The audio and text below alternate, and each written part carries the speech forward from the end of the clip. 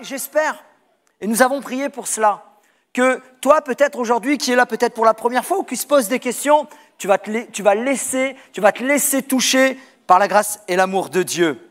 Nous croyons que véritablement Dieu t'aime et va te le démontrer à partir d'aujourd'hui, jour après jour. Alors fais attention, même quand tu vas repartir, Dieu va te le montrer. Ce matin, on a parlé d'un nouveau départ. Et puis on va terminer par ça pendant quelques minutes. Est-ce que vous avez encore quelques minutes à nous consacrer ? Est-ce que vous êtes à l'aise ? Est-ce que vous êtes bien cet après-midi ? Une majorité. Bon, je vais croire. Ce matin, on a parlé d'un nouveau départ pour une vie nouvelle. Pour avoir une vie nouvelle, il faut une prise de conscience du besoin d'un nouveau départ. Et on a développé, vous pourrez aller le voir si vous n'étiez pas là ce matin, vous pourrez aller voir sur l'Église Le Phare, notre chaîne sur YouTube, l'Église Le Phare. Il y aura là, d'ici demain ou après-demain, le premier point d'un nouveau départ. Mais cet après-midi, on va parler d'une vie nouvelle. Et on l'a vu. Et on l'a vu à travers les témoignages. Comme je disais, 7 personnes avec des témoignages totalement différents. Mais ils ont pris le même chemin. Parce que la vie avec Jésus, c'est un chemin. Parce que Jésus a dit lui-même, « Je suis le chemin, la vérité et la vie. » Il est le chemin. Quel témoignage formidable. Il y a eu quelques larmes qui ont coulé. Merci beaucoup. Beaucoup de larmes. Mais comme nous le disions tout à l'heure, ce ne sont pas des larmes de tristesse, ce sont des larmes de joie. De joie. Alors peut-être quelqu'un est dans la tristesse, mais si tu te laisses séduire, toucher par la grâce et l'amour de Dieu, tu vas repartir avec de la joie, mais au quotidien. La vie, c'est important de saisir la vie, n'est-ce pas ? Combien de personnes passent à côté de la vie ? C'est vrai ou pas ? Peut-être même quelqu'un cet après-midi qui a l'air en apparence tout joyeux, incroyable, extraordinaire, mais à l'intérieur, ce qu'on ne voit pas est des fois un chantier.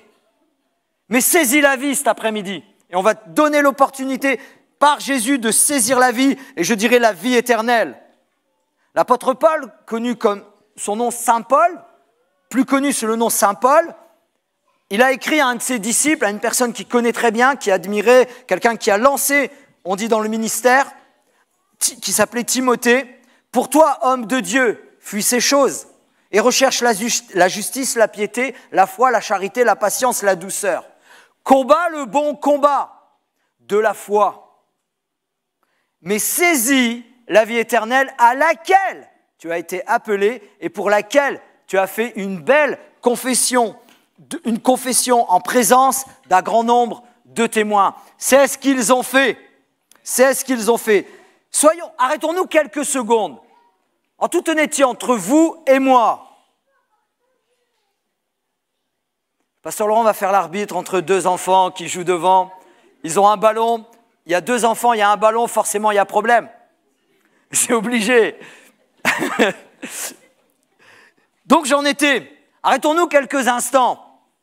Il faut être très courageux pour inviter ses amis, sa famille, à venir dans une église où il n'y a pas d'affaires comme la tradition nous le montre. Et en plus de ça, on va me baptiser dans une sorte de baignoire. Il faut être courageux, hein ? C'est vrai ou pas ? Vous attendiez peut-être à d'autres choses, mais c'est comme ça que cela se passait au temps de Jésus. C'est pour ça que nous baptisons des personnes adultes et par immersion. Le mot baptême signifie immerger dans l'eau. Baptême d'eau. Mais je vais vous raconter une petite histoire d'un jeune homme où sa vie a été chamboulée, bouleversée. C'est un jeune homme qu'on appelle le fils prodigue.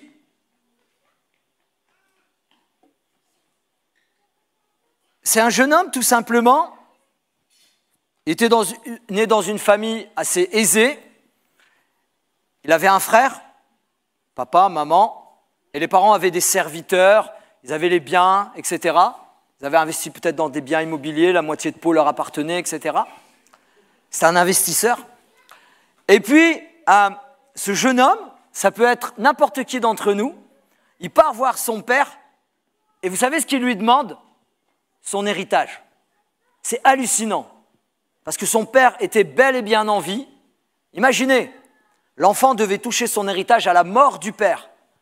Double dose pour le papa. Non seulement il sait très bien que le fils va partir, puisqu'il sait ce qu'il s'est passé, le fils a pris l'héritage et il est parti, mais en plus de ça, c'est comme si il avait déjà tué et enterré son père. Donne-moi ton héritage. Donne-moi l'héritage qui doit me revenir. C'est de la folie. Cette histoire nous dit, c'est Jésus qui la raconte. Il nous dit que ce jeune homme est parti donc avec sa part de l'héritage. Il est parti dans une ville très lointaine. On imagine. Il est parti à Las Vegas. Il a pris l'avion, il avait les moyens. Parce que la moitié de Pau était à ses parents. Donc un quart était pour lui revenait au niveau financier. Il y avait de l'argent. Il a pris l'avion. Peut-être même il s'est loué un jet. Il est parti à Las Vegas. Et l'histoire nous dit, c'est une histoire biblique, mais je le ramène dans notre contexte, vous comprenez? Il est parti dans une ville et il a tout dépensé dans toutes sortes d'affaires. Peut-être dans le jeu, peut-être dans les choses mondaines, peut-être dans la débauche, etc. C'est ce que la Bible nous dit. Et d'un seul coup, dans son contexte de vie, il y a une famille qui arrive, il y a une famille qui survint. Vous savez, des fois, on ne veut plus penser à Dieu et puis on est dans la vie tous les jours et puis ouais, mais de toute façon, rien ne peut nous arriver. Aujourd'hui, en 2024, si vous ouvrez la télévision, si vous cherchez si on voit tout sur Internet, bon, il y a des fausses choses, mais tout peut arriver. On l'a vu avec le Covid. Le Covid, ils ont quand même enfermé plus de 8 milliards de personnes. C'est vrai, c'est une réalité, c'est un fait. Et lui, une famine est arrivée. Il vivait dans l'opulence, il vivait dans toutes sortes d'affaires. Une famine est arrivée. Et ça y est, il était à sec. Il n'y avait plus d'argent. Plus d'argent. Il a commencé à chercher du travail. Il n'a pas trouvé de travail. Et il a trouvé le travail le plus sympa qui puisse exister à l'époque de Jésus pour un juif, c'est de garder les porcs et de s'en occuper. Et là, cette histoire nous dit qu'effectivement, il commence à garder les porcs, il commence à s'en occuper, mais il n'avait rien pour manger. Même les garougues, qui est un fruit qui pousse dans certains arbres, il ne pouvait pas en manger parce que personne ne lui en donnait. Interdit d'en manger. Imaginez un petit peu la misère, la galère dans laquelle il se retrouvait. Il a fait ses affaires pendant peut-être des mois, peut-être des années, on ne sait pas. Et puis d'un seul coup, là, il se trouve dans le bas du trou, au fond du trou. Mais l'être humain a une capacité incroyable. Vous savez que la Bible dit « J'ai mis dans le cœur de chaque être humain la pensée de l'éternité ». Et là, la Bible nous dit, et ça je vais vous le lire, il est rentré en lui-même, c'est-à-dire il a réfléchi. Étant rentré en lui-même, il se dit, combien de mercenaires, c'est-à-dire combien d'employés, combien de personnes qui travaillent pour mon père, chez mon père, ont du pain en abondance, et moi ici je meurs de faim. Je me lèverai, j'irai vers mon père, et je lui dirai, mon père, j'ai péché contre le ciel et contre toi. Je ne suis plus digne d'être appelé ton fils. Traite-moi comme l'un de tes mercenaires. Et la Bible nous dit, et il se leva et il s'en alla vers le Père. Et ça, c'est incroyable. Il se met en lui-même, il se dit en lui-même, je suis dans la misère la plus terrible. Il m'est pour moi interdit, normalement, selon son ancienne coutume, son ancienne religion, de manger du porc. Là, carrément, après être passé par toutes ces misères de galères, il se retrouve en train carrément de s'en occuper. Imaginez, j'ai visité, il y a une ferme, il y a quelques jours, c'était des vaches. Il faut y aller, quoi. C'est des courageux, les fermiers, les agriculteurs. Qui a déjà été visité, qui est déjà allé visiter une ferme? Je vous encourage à le faire. Venez chez moi, vous allez voir, on va y aller ensemble. On va aller ramasser la paille, le foin, usagé. Et le gars, c'est les porcs. Et il vit entre eux. Mais pas aujourd'hui, il y a 2000 ans. Imaginez un petit peu le contexte. Et il se dit en lui-même, je vais aller vers mon père. Et vous savez, il s'est fait comme tout un projet. Et puis je vais dire, je ne suis pas digne d'être appelé ton fils. Mais juste, fais de moi un serviteur. Juste pour qu'il mange à sa faim, qu'il boit à sa soif et qu'il y ait un toit sur sa tête. Mais vous savez, dans la suite de cette histoire, c'est l'amour de Dieu le Père qui est représenté. La Bible nous dit que tous les jours, le Père sortait pour voir si son enfant revenait. Et un jour, le Père sortit et il voya le Fils. Vous savez ce que la Bible dit? Et moi la suite de ce verset, ça me bouleverse. La Bible dit que le Père, il a tapé une pointe et il s'est mis à courir pour aller vers le Fils. Vous, ça ne vous parle pas. Pour la plupart du commun des mortels, ça ne parle pas, c'est normal, c'est le Père qui court. Moi, j'ai des origines orientales. Moi, je le vois mal courir le Père à son âge avec une djellaba sur lui. C'est une vérité. On est dans le contexte d'Israël il y a 2000 ans. Vous croyez qu'il y avait les Air Max? Vous croyez qu'il y avait un short slim? Il va s'échauffer, il va courir? Non, il y a des babouches, le gars, ou des sandalettes made in bled. Il y a une djellaba. Le gars, il court, il se mange par terre au bout de 15 mètres. C'est sûr et certain. Vous savez ce qu'il a fait? C'est techniquement ce qu'il a fait. Il a dû lever ses affaires. Et il a couru vers le Fils. Mais mes amis, ça, c'est l'amour du Père. Pour chacun et chacune de nos vies. Et lui, il avait fait son schéma. Je vais devenir un ouvrier. Non! Le Père l'a pris dans ses bras. Il a dit à ses serviteurs, ôtez-lui ses vêtements. Ils sont pleins de boue. Il sent. Ôtez-lui tout ça. Enlevez-lui ses souliers. Et remettez-lui jusqu'à l'anneau. Et l'anneau, ça représentait, il repartait à la place qu'il avait quittée. Ça représentait l'autorité du Père. On lui a mis des vêtements neufs. On lui a mis des nouvelles chaussures qui représentent un nouveau chemin. La chaussure dans la Bible, on ne pense pas, mais ça représente un nouveau chemin. Moïse, la Bible nous dit qu'il est venu et Dieu lui a dit « ôte tes chaussures ». Il a ôté ses chaussures parce que lui aussi, il fallait qu'il emprunte un nouveau chemin. Et cet homme a été transformé parce que le Père l'a accepté avec sa repentance telle qu'il était. Il n'a pas accusé. Il aurait pu dire, t'as fait ci, t'as fait ça. Il n'a pas accusé. Ses bras ont été ouverts pour son Fils. Et les bras de Dieu, par Jésus-Christ, notre Seigneur et Sauveur, sont ouverts pour chacun d'entre nous cet après-midi. Quand il y a une rencontre avec le Christ, quand il y a une rencontre avec Jésus, quand on ouvre son cœur à Dieu, il y a des transformations de vie. Vous avez vu 7 témoignages. Les 7, vous pouvez lever la main. Les 7 en plus, un chiffre parfait, la Bible nous dit. Les 7, vous pouvez lever la main, les 7. Comme on l'a dit, on ne les a pas obligés. Mais ici, il y a des dizaines de personnes qui ont vécu ce témoignage. Est-ce qu'il y a des personnes qui ont vécu cette rencontre et ça a changé votre vie? Levez la main. Alléluia. Des dizaines de personnes. Mais dans la Bible également, il y a des personnes qui ont été changées, transformées, bouleversées.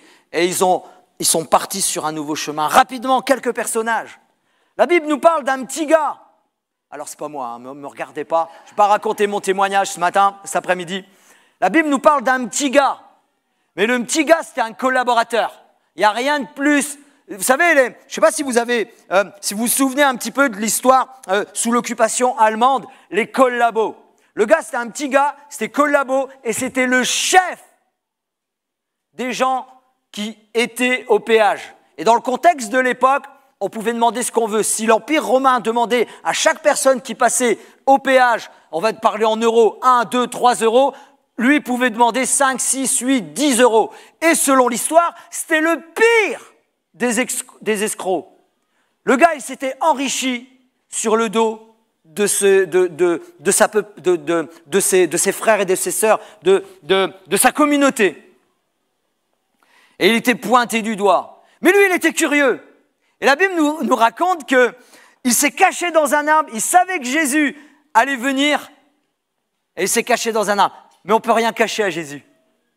Et Jésus lève les yeux, il s'arrête au-dessus de l'arbre, et il dit « Zachée, descends, je vais dormir chez toi ce soir. » Et la Bible nous dit que Zachée a vraiment sa vie, à ce moment-là, ça l'a bouleversé, sa vie a été transformée. Et vous savez ce qu'il a annoncé? Il a déclaré, j'aurais bien voulu qu'il me taxe, parce qu'il a déclaré que je vais rembourser 2, 3, 4 fois tous ceux qu'il avait escroqués. Sa vie a été bouleversée, transformée. Jésus a dit, le salut est rentré dans ta maison, Zachée. La Bible nous parle d'une femme qui était samaritaine. Le contexte à l'époque, c'est que les Samaritains et les Juifs de l'époque ne se fréquentaient pas. La vérité, c'est que, si on le décrit aujourd'hui, il y avait un véritable racisme entre les Samaritains et les Hébreux à l'époque, à ce moment-là. Et pourtant, Jésus s'est approché de cette femme. Et après juste une conversation de plusieurs minutes, sa vie a été changée, a été bouleversée, a été transformée. Et ce qui est intéressant dans ces personnages, c'est qu'ils sont tout à fait différents, tout à fait opposés. La Bible nous dit qu'également, un homme religieux, vous savez, je ne sais pas, mais on n'a pas beaucoup entendu parler de religion. Et nous, on ne vous parle pas de religion cet après-midi, mais on vous parle de rentrer en relation avec Dieu le Père, par Jésus-Christ, son Fils, conduit et inspiré par le Saint-Esprit. La Bible nous dit qu'un chef religieux, chef d'une synagogue, il avait un vrai problème. Sa fille était en train de mourir.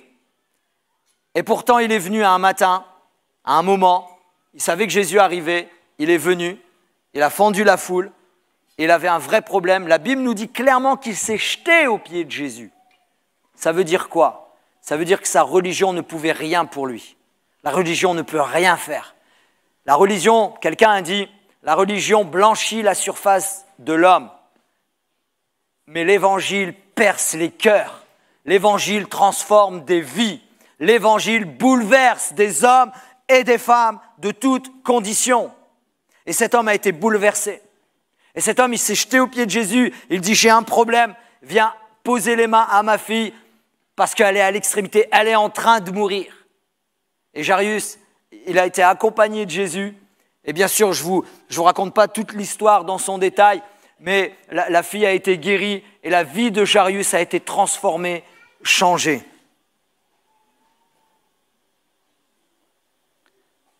Matthieu également. Matthieu, c'était pareil, c'était un collecteur d'impôts. Matthieu était très jeune, certainement. Mais Matthieu, d'un collecteur d'impôts qu'il était, il a vécu une rencontre avec Jésus et il est devenu apôtre. Mais bien plus, il est devenu le rédacteur de l'évangile de Matthieu. C'est lui qui a écrit tous les faits qu'il a vus, qu'il a entendus.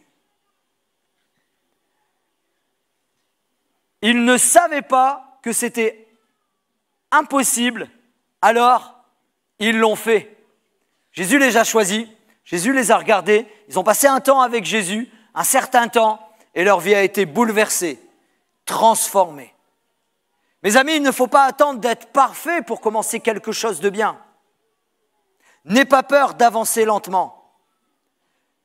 Je l'ai dit tout à l'heure, l'apôtre Paul a encouragé Timothée à saisir la vie, et la vie éternelle. Alors je vais m'adresser peut-être à différentes personnes. Tu ne crois peut-être pas en Dieu. Peut-être il y a quelqu'un qui est venu cet après-midi, il ne croit pas en Dieu. C'est rien.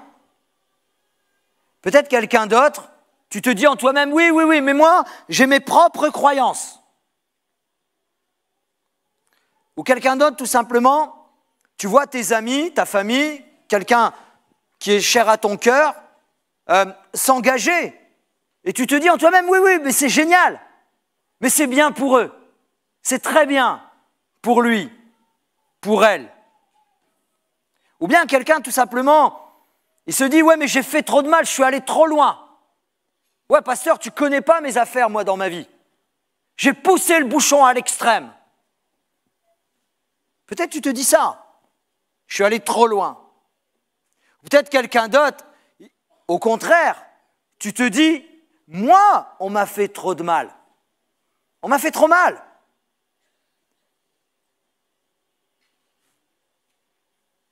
Dieu ne peut pas m'aider. Tout simplement, je vais vous inviter, qui que vous soyez, donner cette opportunité à réfléchir, à prendre un temps, à fouiller au fond de chacun d'entre nous, honnêtement, sincèrement, pendant quelques instants. L'amour du Père, il est extraordinaire. Avant de prendre un chant, après la vidéo, on va regarder une toute vidéo courte qui m'a interpellé. C'est l'histoire d'un coureur. C'est l'histoire d'un coureur qui était potentiellement l'un des gagnants, il aurait reçu une médaille, que ce soit or, argent ou de bronze, aux Jeux Olympiques de Barcelone en 1992. On peut lancer la vidéo, si tu veux. Il s'appelle Derek Raymond et il faisait la course du 400 mètres. Et c'était l'un des favoris. Ça, c'est la demi-finale en 1992. Soyons attentifs.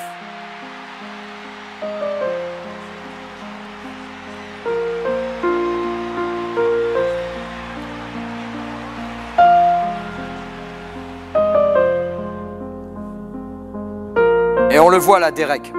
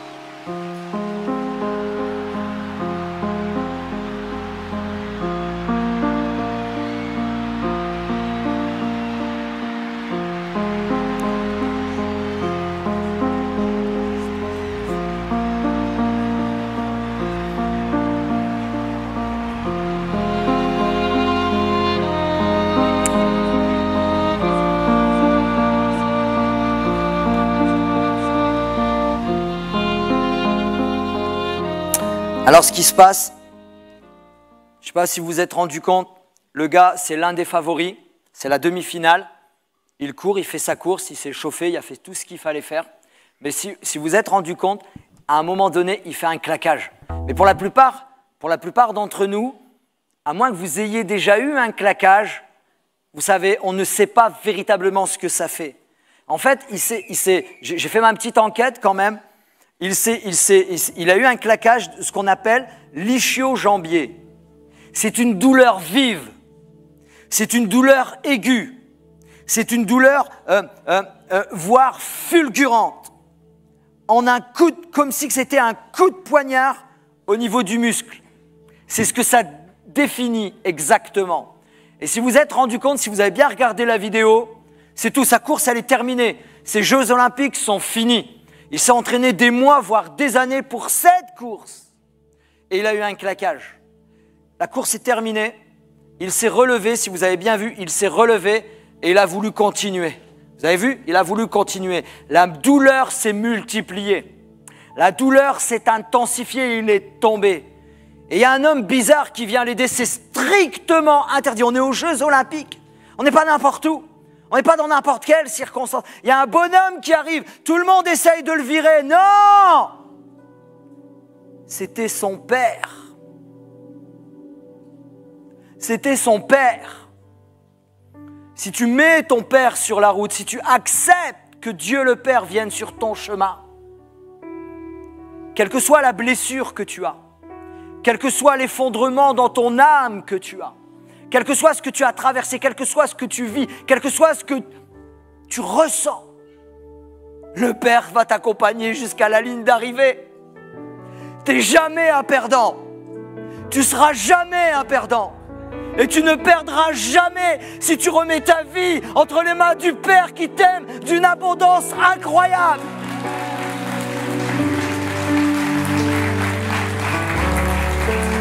Parce que le Père t'aime. Le Père t'aime. Mes amis, écoutez bien. Si on veut obtenir quelque chose que l'on n'a jamais eu, il faut tenter quelque chose que l'on n'a jamais fait. Il y a 7 personnes qui l'ont fait aujourd'hui. Et je t'invite aujourd'hui, si tu désires une vraie nouvelle vie, à t'appuyer sur Dieu le Père. Car la Bible dit, Jésus, il est le seul intermédiaire. Il est la seule porte. Et il est le seul médiateur entre Dieu et les hommes. Le pasteur Laurent m'a spoilé, on s'est poilé, on s'est... Ma femme, elle va dire la prochaine fois, tu te tais. Blaise Pascal a dit ceci. Il y a un vide. Écoutez bien, mes amis, écoutons bien. Il y a un vide en forme de Dieu dans le cœur de chaque homme, qui ne peut être rempli par aucune chose qui ait été créée, mais seulement par Dieu, le Créateur qui s'est fait connaître aux hommes par Jésus-Christ. Et je rajoute notre Seigneur et Sauveur. Dernier verset, avant qu'on chante un chant, et je vais vous inviter à le chanter, à regarder les paroles et à le dire de tout votre cœur. 2 Corinthiens, et je crois, l'un des baptisés l'a lu tout à l'heure. 2 Corinthiens 5, 17. Si quelqu'un est en Christ, il est une nouvelle créature.